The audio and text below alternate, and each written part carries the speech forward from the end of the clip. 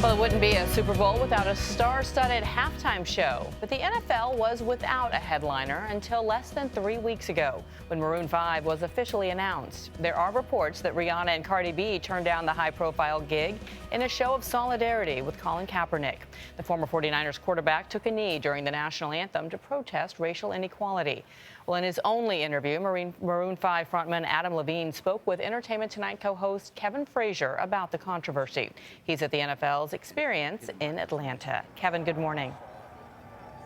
Good morning, Bianna. You know, usually the halftime headliner holds a big pre-bowl press conference, but this year the NFL canceled it, leading many to speculate that the league was trying to avoid controversy. But Adam Levine told me that a lot of thought went into his decision to perform.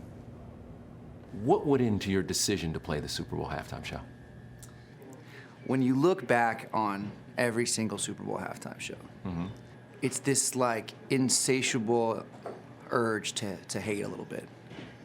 I'm not in the right profession if I can't handle a little bit of controversy. We expected it. We'd like to move on from it and speak through the music. When Maroon 5 agreed to perform, they were immediately caught in the crossfire of the NFL's controversial new anthem policy, requiring players to now stand or stay in the locker room during the national anthem. A Change.org petition garnered more than 100,000 signatures asking the band to drop out of the show. Did you talk to anybody before you made the decision? Maybe. I did. I spoke to many people. Most importantly, though, when I silenced all the noise, listened to myself, and made my decision based upon how I felt. The controversy also reportedly made it difficult to book guest artists.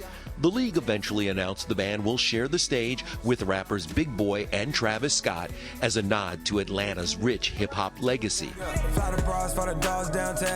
Scott took heat from fans for signing on, but did so only after the NFL agreed to join him in making a $500,000 donation to a social justice organization.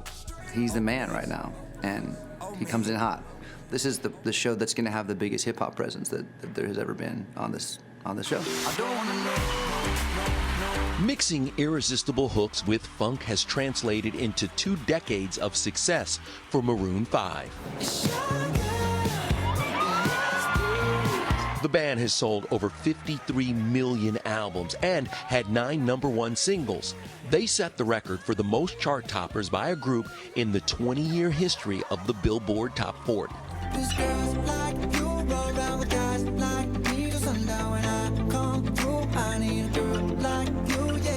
Their latest hit, Grammy-nominated Girls Like You, celebrates powerful women, including activists and entrepreneurs. The video is nearing 2 billion views online as the message resonates in the Me Too era.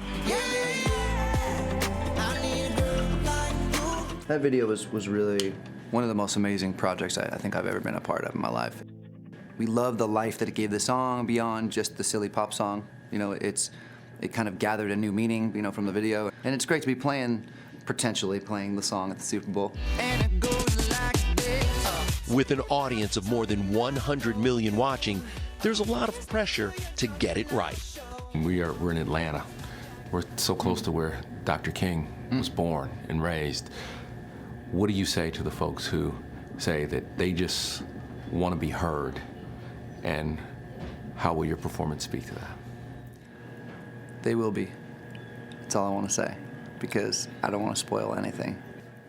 I like to think that people know where I stand as a human being after 2 decades of doing this. I'm not a speaker. I'm not a public speaker. I do speak, but it's through the music. Adam told me he doesn't want to be a politician, but he knows that on Sunday he will have a voice that is speaking to millions, and he wants to make sure that everyone that is listening, they know that he has also been listening to them. Norah? What an important message by Adam Levine and Maroon 5. I'm really glad you did that interview, Kevin. Thank you so much. Thanks, Norah.